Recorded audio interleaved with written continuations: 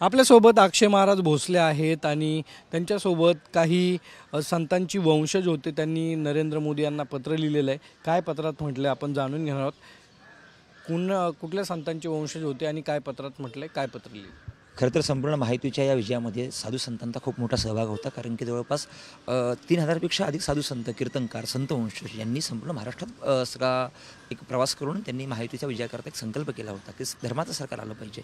त्या अनुषंगानं मुख्यमंत्री एकनाथ शिंदे साहेबांनी वारकरी संप्रदाय आणि अन्य संतांकरता जे काही काम केलं आहे त्याच्याविषयीची कृतज्ञता म्हणून की पुन्हा हाच एक चेहरा मुख्यमंत्रीपदी असावा, या अनुषंगानं संत नामदेव महाराजांचे वंशज श्री ज्ञानेश्वर महाराज नामदास असतील, संत श्री तुकाराम महाराजांचे वंशज माणिक महाराज मोरे असतील, संत श्री एकनाथ महाराजांचे वंशज श्री पुष्कळ महाराज गोसावी असतील आणि अन्य सगळ्या संत मंडळीने नरेंद्रजी मोदी साहेबांना एक पत्र दिलं आहे की आमच्या सगळ्या संतांची आपल्यास विनंती आहे की पुन्हा एकदा महाराष्ट्राच्या मुख्यमंत्रीपदी एकनाथ शिंदेसारखाच एक तळमळीनं काम करणारा एक नेता आणि सर्वसामान्यांचं नेतृत्व असावं, या अनुषंगाने त्यांनी विस्तृत पत्र मोदीजींना पाठवलेलं आहे. पण आता तुम्ही चर्चा केली, मुख्यमंत्री साहेबांना भेटलात, नेमकं काय चर्चा झाली, काय बोलले ते, कधीपर्यंत शपथविधी होईल किंवा कुणाचं नाव चर्चेत असतं?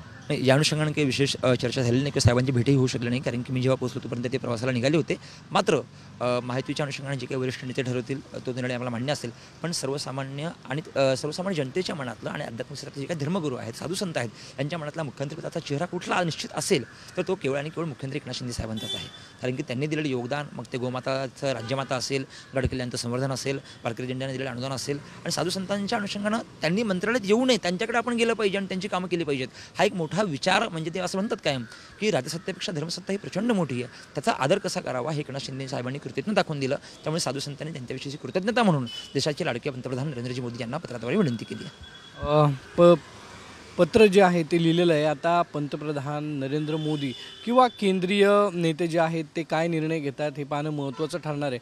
मात्र अजूनही मुख्यमंत्री कोण होणार याबाबत एक वाक्यता झालेली नाही आहे, हे मात्र निश्चित. कॅमेरामॅन आदेश कटकेसह सागरवाड, साम टीव्ही, मुंबई.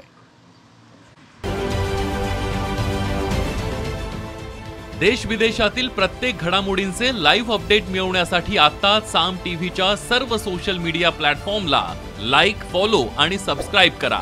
तसंच सर्व नोटिफिकेशनसाठी बेल आयकॉन प्रेस करायला विसरू नका.